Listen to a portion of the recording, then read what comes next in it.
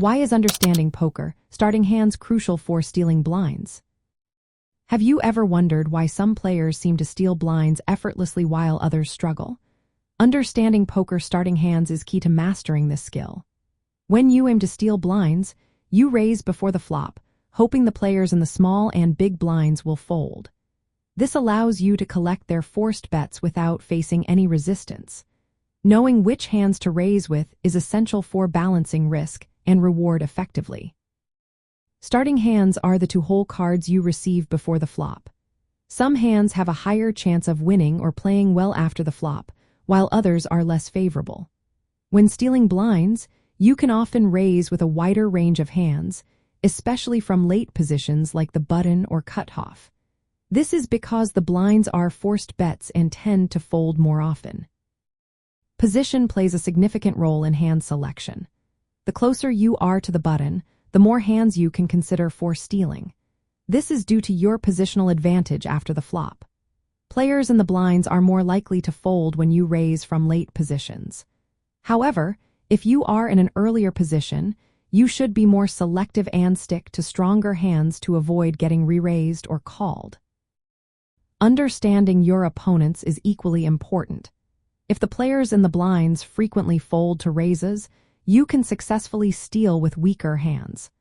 On the other hand, if they defend aggressively or often re-raise, you need to choose stronger starting hands to avoid losing chips unnecessarily.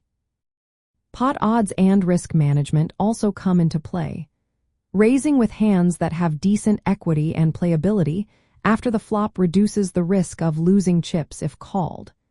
Raising with very weak hands can lead to tough situations if your opponents decide to defend. Your stack size and the stage of the game influence your hand selection as well. With deeper stacks, you want hands that can win larger pots after the flop. Conversely, with shorter stacks, it is wise to tighten your range to avoid marginal situations. In practical terms, from the button, you can raise a wide range of hands, including some weaker ones, since opponents in the blinds often fold. From the cutoff, aim for a moderately wide range, focusing on hands that can from strong pairs or draws. Avoid attempting to steal with very weak hands from early positions, as players behind you may re-raise or call with stronger hands. Use information about your opponent's tendencies to adjust your starting hand range dynamically. If you notice that they fold often to steals, you can widen your range. If they frequently re-raise, tighten up your selection.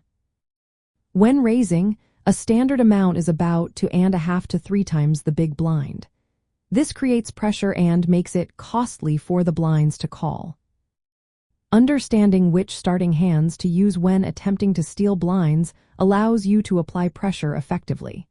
It helps you exploit your opponent's tendencies and increase your chip stack without seeing the flop.